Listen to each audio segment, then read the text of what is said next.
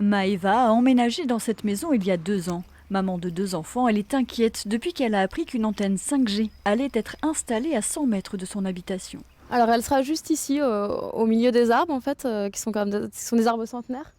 Et elle va faire 36 mètres de haut. Il y a des problématiques de santé qui sont évoquées.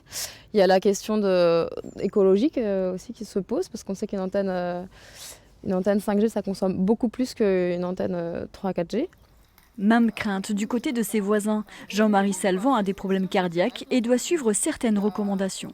Ça m'inquiète un peu parce que j'ai une pile et je dois pas, on m'a dit de ne pas être devant un micro-ondes. Quand je vais dans un magasin important, il ne faut pas que je reste trop longtemps aux caisses. Le pylône sera implanté sur ce terrain appartenant au syndicat d'eau potable du Gaillacois. 6 000 € de loyer annuel lui seront versés. Pour le président, cette antenne sera un bien commun.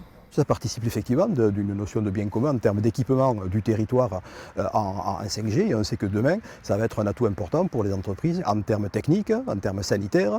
Ce n'est pas moi qui décide des normes, elles sont fixées par l'extérieur. S'il y avait demain le moindre risque, vous comprenez qu'ayant des agents juste à côté, je ne le prendrai pas. C'est une évidence. Ni pour ni contre, le maire de Rabastens avoue n'avoir aucune marge de manœuvre concernant ces antennes. Dans le domaine entre guillemets, de la police des antennes, le maire n'a aucune responsabilité et aucun pouvoir par rapport à ça. Donc, si l'antenne ne se fait pas là, elle se fera quoi qu'il arrive ailleurs, parce que Rabastens ne sera pas, je dirais, un village gaulois qui n'aurait pas d'antenne 5G. Les habitants mobilisés espèrent, eux, faire échouer le projet à coup d'actions de sensibilisation et de pétitions.